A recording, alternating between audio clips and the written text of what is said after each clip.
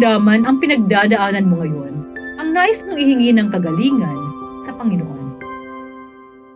Isang puspos ng pananampalatayang araw kapanalig. Nasa ika-6 na linggo na tayo sa karaniwang panahon ng ating liturhiya. Kapestahan din ngayon ng mahal na Birhen ng Lourdes.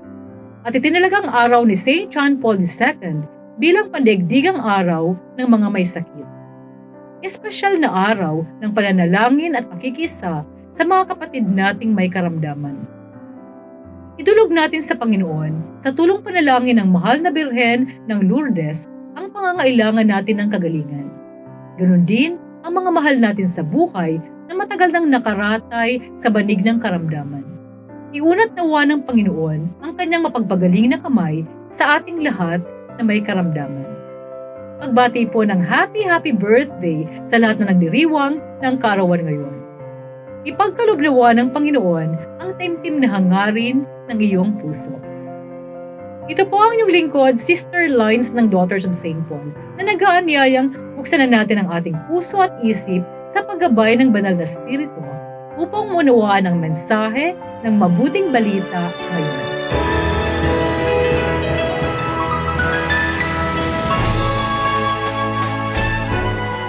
Lumapit sa kanya ang isang may ketong at nakiusap sa kanya. Kung gusto mo, mapalilinis mo ako. Gusto ko, luminis ka. Nang oras ding yun, iniwan ang lalaki ng kanyang ketong at duminis siya, ngunit mahigpit siyang pinagbilinan ni Jesus sa kanyang pag-alis. Sinabi niya, Mag-ingat ka. Huwag mo itong sabihin kanino man, kundi pumunta ka sa pari para masuri kanya at maialay alang-alang sa pagkalinis sa iyo ng handog na iniutos ni Moses upang magkaroon sila ng patunay. ngunit pagkaalis ng tao, sinimulan niyang ipahayag ito kahit saan at ipamalita ang pangyayaring ito. Dahil dito, hindi nalantarang makapasok sa bayan si Jesus, kundi nanatili siya sa labas sa mga ilang na lugar.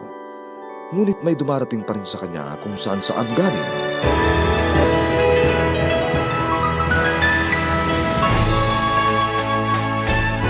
Noon, kapag nagkukwentuhan kaming magkakaibigan, ang madalas na pinag-uusapan maliban sa Diyos ay pagkain, magagandang lugar, gawain sa bakasyon at marami pang iba. 51 years old na ako ngayon. Bata pa rin kahit papaano. At may napansin ako, may nadagdag na topic sa kwentuhan. Efficacent oil, doktor, iba't ibang gamot at marami pang iba. Ganun yata talaga kapag tumatanda. Nakakaramdam ka na ng iba't ibang sakit. Hay! Sa ating mabuting balita, narinig natin ang tungkol din sa isang sakit, ketong. Ayon sa aklat ng Leviticus, kung ang balat ni numan ay mamamaga, magnanana, o kaya magkakaroon ng parang singaw at ang mga ito'y magiging sakit sa balat na parang ketong, dapat siyang dalhin kay Aaron o sa mga anak niyang pari. Ang epekto?